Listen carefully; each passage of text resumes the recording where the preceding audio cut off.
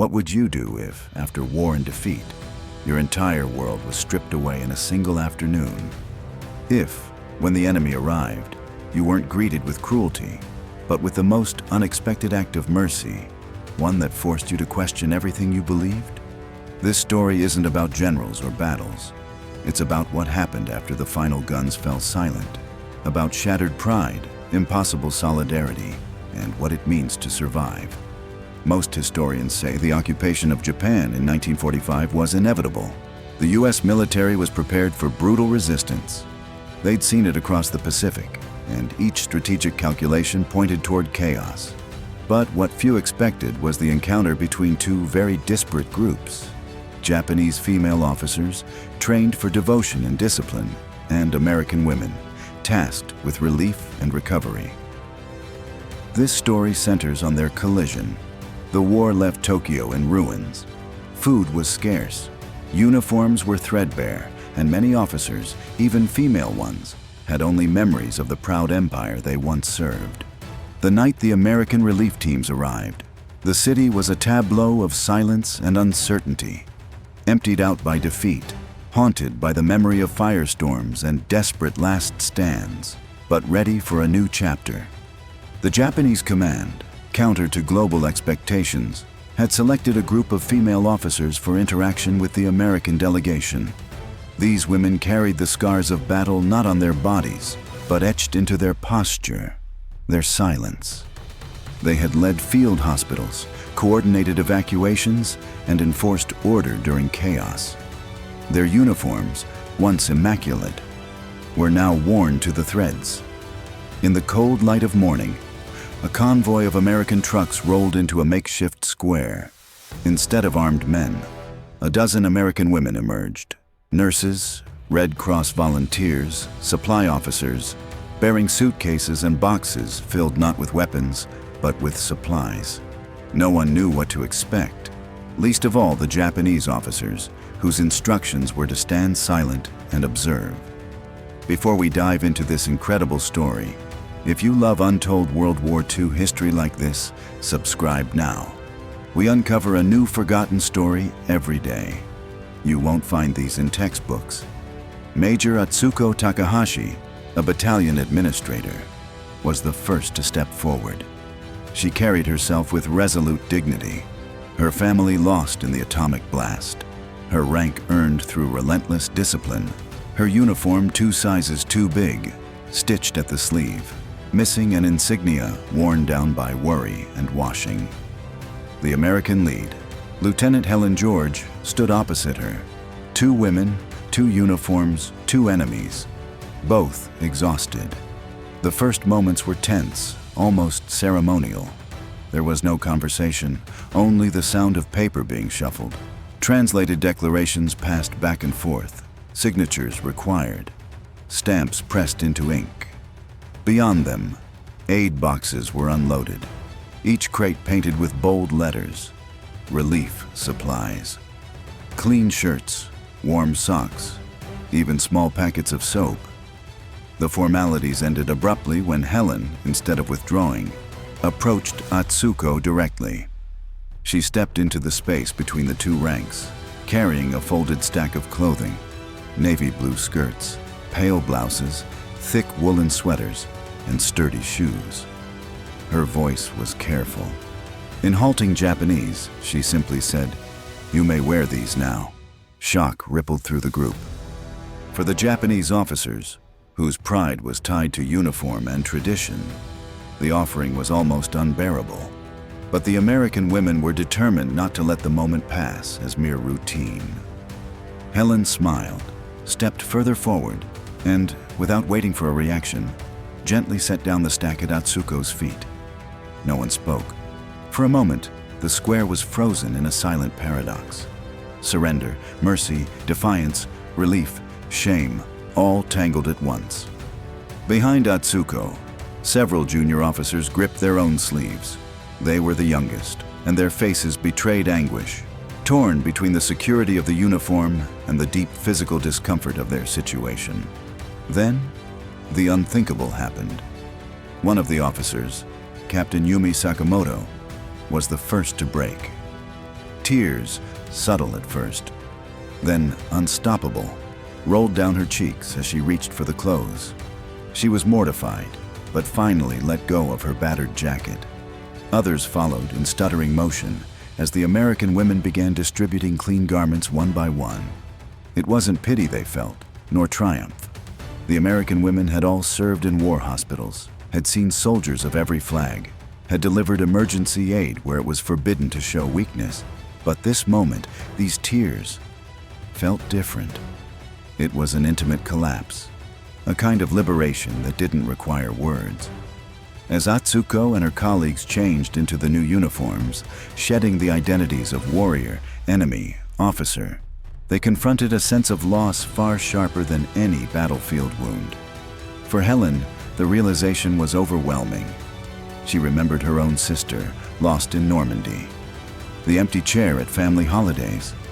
She recognized the look in Atsuko's eyes, a longing for something unnameable, something that would never fully return. In this moment, the enemy was not a concept, not a face on a leaflet, but another woman in need. An American medic, Sergeant Doris Weller, reached out with a packet of bandages, not knowing that behind the officer's stoic expression lay months of untreated frostbite. With delicate precision, she aided Atsuko, who at first resisted, then reluctantly accepted help. The gesture bridged the impossible gulf between conqueror and conquered. Word of this encounter swept through nearby barracks. Younger Japanese officers, both relieved and confused, watched from the windows. To accept foreign clothes was a break with everything they'd been taught. Yet, after years of war, deprivation, and official secrecy, acts of kindness were rare. Many felt the moment as both humiliation and strange comfort. As the day unfolded, the Americans set up aid stations. They dispensed food, medical care, and new clothing, not just for officers, but for anyone in need. The news reached local families who soon approached, wary but desperate.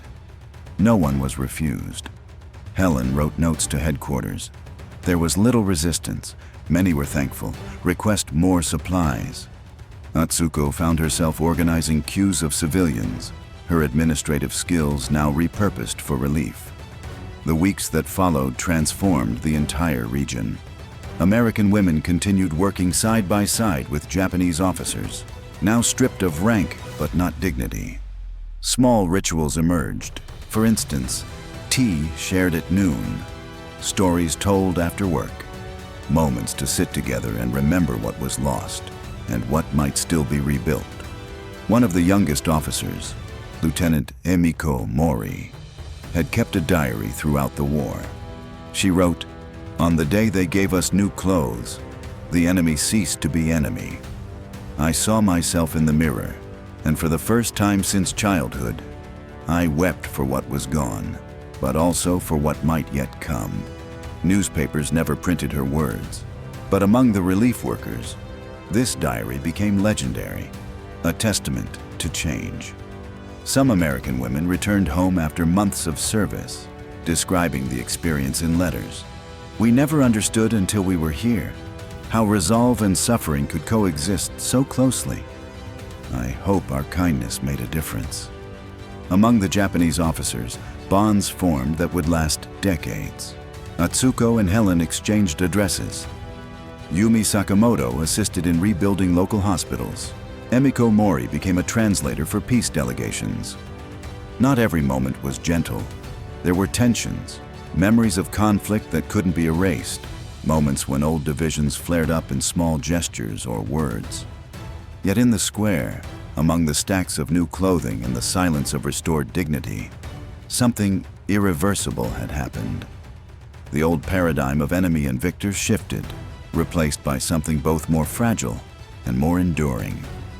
Years later, when veterans of both nations described these days, they rarely spoke of troop movements or official meetings.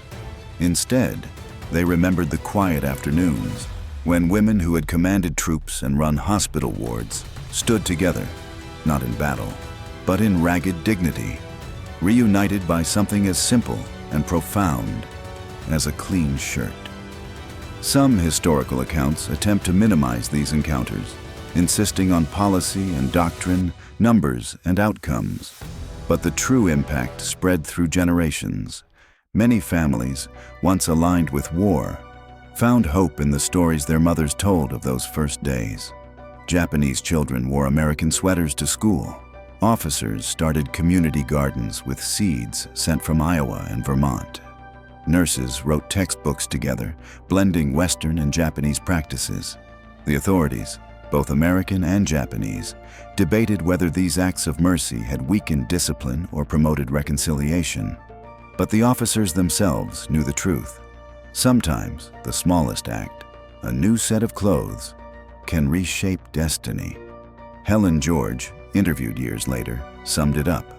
There's always a choice, even at the end of war. We chose to be kind. Atsuko Takahashi, now a grandmother, once told her granddaughter, "Those tears weren't just mine. They belonged to a generation learning to live again." Throughout that year, word spread about what American women had done in occupied Japan. The Army issued new protocols. Wherever possible, aid would be distributed first by women, to women. A simple idea, but it changed relief missions for decades. From that day on, the relationship between former enemies was never quite the same. At reunions and memorials, the memory of humiliation mingled with pride, grief mixed with gratitude. No monument records the precise moment when Japanese officers cried as their adversaries gave them new clothes. Yet for those who witnessed it, the significance was indelible. This story isn't a lesson in strategy, nor a prescription for peace. It's a testament to the power of unexpected humanity. The officers who wept that day learned, perhaps for the first time, that defeat can bring a different kind of victory, one measured not in territory or allegiance, but in the possibility of redemption and renewal. And just as those domino moments cascaded from weather to battle to relief, so too did this act of compassion trigger a chain reaction that rippled through post-war Japan. Families fed, hospitals staffed, communities rebuilt, not by generals or edicts, but by small gestures repeated 1,000 times over. It's tempting to ask, what if things had been different? What if cruelty had prevailed? History offers no easy answers, but for the officers whose tears mingled with joy and relief that day, the memory lives on. In the end, the Battle of Tokyo was not won by force, but by kindness. The story of Japanese female officers who cried when American women gave them new clothes is more than an anecdote. It's a reminder. Even the smallest act can become a turning point for generations. What happened next? When the occupation settled and the world moved on, Atsuko received a letter. It was from Helen, who was now stationed in Berlin as new tensions mounted in Cold War Europe. She wrote, "Remember the day you wore the blue sweater? It was the coldest winter Berlin had seen in years. I thought of you. Mercy is sometimes our only weapon." Atsuko replied in careful English, "The blue sweater fits. It reminds me every day that what is defeated can also be healed." This wasn't the end of their story. As Japan rebuilt, many of these officers became leaders in education, health, and diplomacy. The memory of tears and new clothes became a symbol for a country wrestling with its past, reaching for its future. Children grew, learned, played, and when asked why so many American words had crept into their songs and textbooks, parents smiled. "A friend brought us these," they said. The world keeps turning. Sometimes the smallest detail, like a blue sweater passed between enemies, echoes far longer than fanfare and speeches. There are moments in every war when the old maps disappear, where lines are crossed not by generals, but by nurses and officers carrying boxes full of hope. This story is for those moments, and for everyone who has been called enemy, only to learn that sometimes mercy is the beginning of everything that matters. Because the domino effect isn't just about battles, it's about kindness too. Every act is a trigger, every tear a cascade, every chance a new beginning. The story didn't just pause with those first acts of mercy. The days after saw the Americans and Japanese intertwining in unexpected ways, each trying to teach and learn from the other in a world that felt fragile and new. Simple things, setting up a soup kitchen, teaching first aid, planting seeds in charred soil, became tiny revolutions. Major Atsuko Takahashi, who had once commanded in uniform, now guided teams of women through devastated neighborhoods, distributing food and warm coats amidst laughter, tears, and sometimes the quiet, awkward silence that lingered between languages. Lieutenant Emiko Mori's diary captured the change. Today, I taught Helen how to make miso. She taught me how to stitch a wound cleanly. We laughed at our mistakes.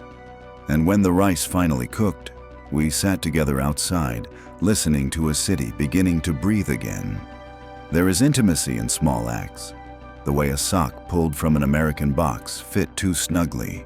The way songbirds returned to Tokyo as spring approached. It was healing without ceremony. Every morning brought new arrivals, children clutching faded flags, old men with trembling hands. The American women became adept at bridging cultures, using gestures and patient smiles to replace words. Sometimes, awkward apologies passed between them. For the war, for mistakes, for words lost in translation. Always, the relief work pressed on, pain and pride mixed in equal measure. The Japanese officers, once defined by rigid rules and sleepless vigilance, found themselves relearning humanity. Yumi Sakamoto, after months of gritting her teeth against cold and loss, learned to recognize joy in the simplest moments, pausing to help an elderly woman across a broken road, sharing fruit received from distant towns. She later described it to friends.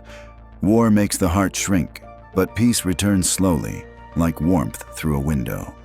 Not all wounds healed quickly. Sometimes an argument would flare, sharp and painful over perceived slights or forgotten customs. But the ritual of sharing new clothes and aid, the repeated kindness, became stronger than bitterness. The relief station was crowded every afternoon, yet story after story carried the same refrain: gratitude amid regret, hope overcoming habit. Even the weather seemed to change. Where winter had been brutal and endless, now the days grew longer. Green shoots curled up through the bombed earth. The hospital Yumi once administered was now staffed by a blend of nurses, Japanese and American. Where once they triaged casualties, now they taught children to draw and old men to smile again. Helen George and Atsuko Takahashi developed a partnership that reached well beyond distribution of supplies. Together, they organized community meetings, deciding how best to repair streets, restore electricity, heal wounds invisible to outsiders. Helen found in Atsuko a mirror for her own struggles as a leader in uncertain times. Atsuko discovered in Helen a confidant, someone she could trust to see both her vulnerability and her strength. The story did not forget darkness. Some evenings brought chilling reminders, the echo of alarms, the missing faces in so many family homes, the newspapers filled with questions Japan had yet to answer. But each night someone lit a candle, someone remembered a kindness. The city, even in mourning, found a rhythm of recovery. By the end of spring, change was undeniable. The young children of Tokyo wore sweaters that had once been stitched in Kansas. Teachers used English textbooks, annotated with careful notes in Japanese. Every meal shared, every letter exchanged became part of a quiet revolution, a world where enemies became neighbors, exchanging dreams for trust. Emiko's diary charted the path of healing. Helen left for Berlin last week. She gave me her address, her promise to return. I kept the blouse she handed me, still crisp, still bearing the scent of home and adventure. I hope one day I can visit her world as she visited mine, not as victor or vanquished, but as friend. As time passed, both nations rebuilt, finding strength in the stories women told of their encounters. The days of humiliation transformed into days of pride as former officers led new efforts in education, medicine, and diplomacy. Atsuko became a head mistress. Yumi directed a hospital. Emiko joined a peace delegation to Europe, carrying her bittersweet memories alongside hope.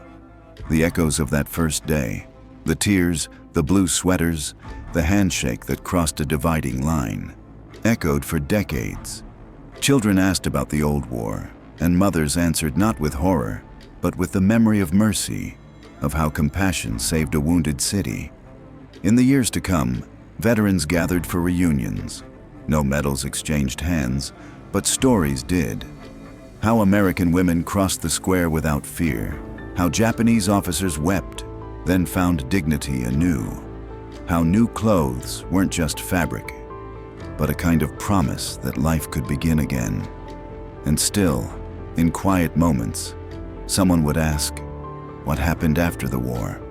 The answer wasn't in speeches or records, but in every hand-stitched sweater, every letter sent across oceans, every rebuilt classroom.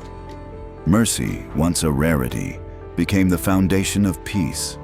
So as the world moved on, the story of the female Japanese officers and the American women who changed their destinies became legend. Not as a footnote to history, but as proof that true power is found, not in victory, but in compassion shared between former enemies. Years passed, and the legacy of that winter endured far beyond what anyone in that battered city could imagine. Atsuko, whose courage had often been silent, became a symbol of resilience for a generation haunted by the war's shadow and blessed by peace's possibilities. At reunions held decades later beneath blooming cherry trees, she met Helen again. Both women changed, but forever linked by a day when uniforms, languages, and wounds faded before simple kindness. These reunions were quiet affairs, filled with shared memories and shy laughter that bridged years of separation. Helen arrived in Tokyo on her retirement tour, greeted by a line of former officers bearing bouquets, many clasping hands she had once comforted through gestures and gifts. They swapped stories of new grandchildren and old battles, savoring the realization that the world they once feared had blossomed into something brighter. The American women who had stayed behind in Japan built new lives amid the people they had once come to serve. Doris became a professor of nursing, known for her blending of Eastern and Western techniques. Emiko's translations changed countless textbooks, and she spoke often at schools about the day the world turned gentle. Her own shy smile recognized instantly by students who wore sweaters like the one she received as a girl. Not every conversation was easy. Sometimes the ghosts of the past returned in the form of misunderstandings, or silence fell as old pain brushed against old pride. But with every story shared, every embrace, every awkward phrase exchanged and patient correction made, the wounds of war closed a little more. The women who had once wept together over boxes of relief supplies now built new customs, new traditions, and a new shared language of hope. Atsuko often visited the neighborhoods she once helped rebuild, now bustling and bright. On quiet evenings, she watched children playing in parks planted where craters once scarred the earth. She remembered the day Helen handed her the blue sweater and wondered what would have happened if mercy had not prevailed.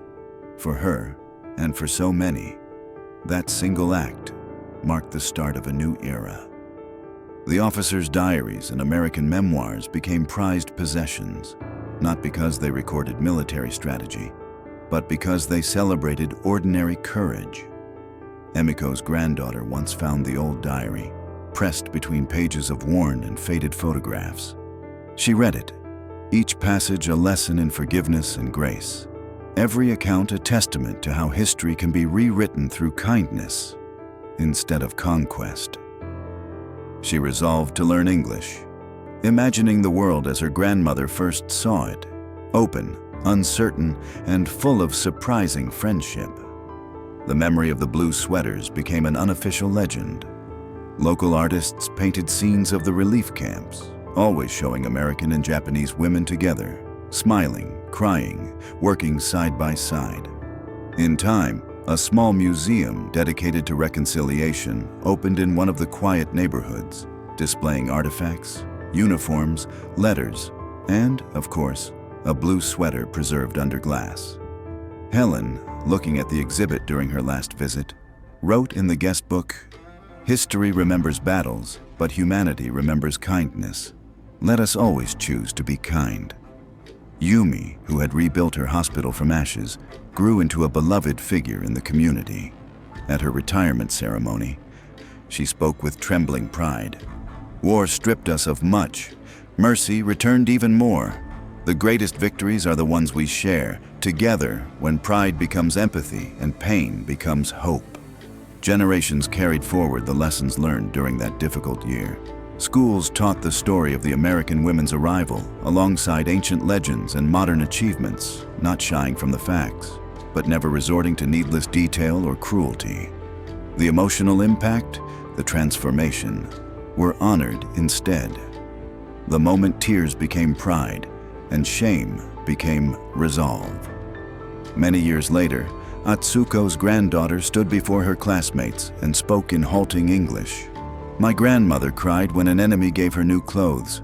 She said it was the first day she believed the future could change." Her words brought quiet smiles and a few tears to young and old alike. When asked why these stories matter, why such moments should be remembered and retold, Atsuko once answered simply, "If kindness could heal an entire city, imagine what it could do for the world."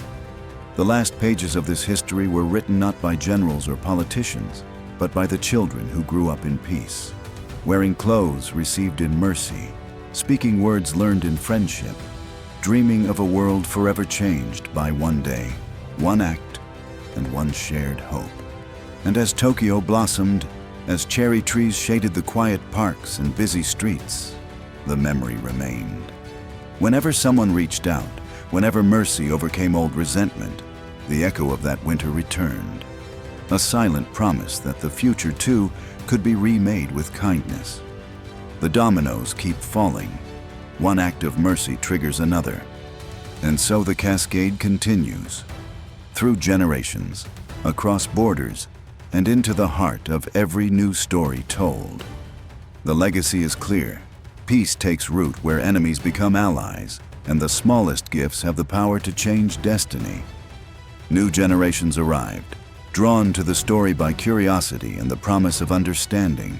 A tale not just of war, but of renewal. School children in Tokyo worked on spring essays titled "The Day My Grandmother Cried," taking pride in the transformation from suffering to hope. Some wrote poems about blue sweaters worn in unlikely places, describing the way even humble fabric could carry the weight of history and the freedom of forgiveness. Teachers encouraged them to interview their elders, preserving stories before they faded to memory. In the years following, city officials commemorated the mercy shown in that pivotal winter, holding an annual festival dedicated to peace and friendship. Banners in both Japanese and English fluttered from lampposts, and musicians played songs that blended old traditions with new influences. At the heart of the ceremony, children read passages from Emiko's diary and recited lines from Helen's letters, their young voices bright and hopeful. Families visited the Reconciliation Museum, pausing before the preserved blue sweater, tracing its stitches and imagining the trembling hands that accepted it. Tour groups listened as guides explained, "A single act of kindness can change more than history.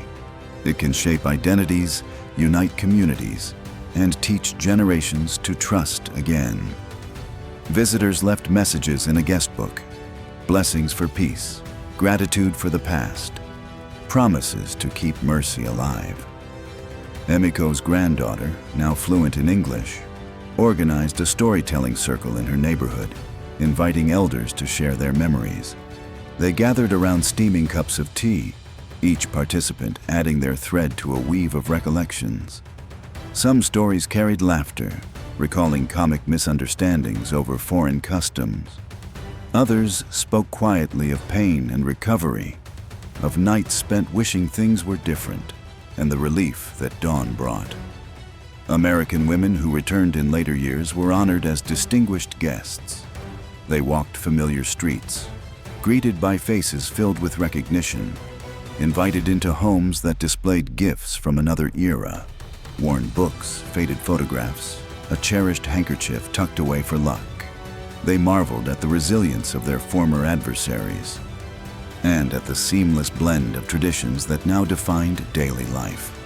Atsuko, Yumi, Emiko, they became mentors.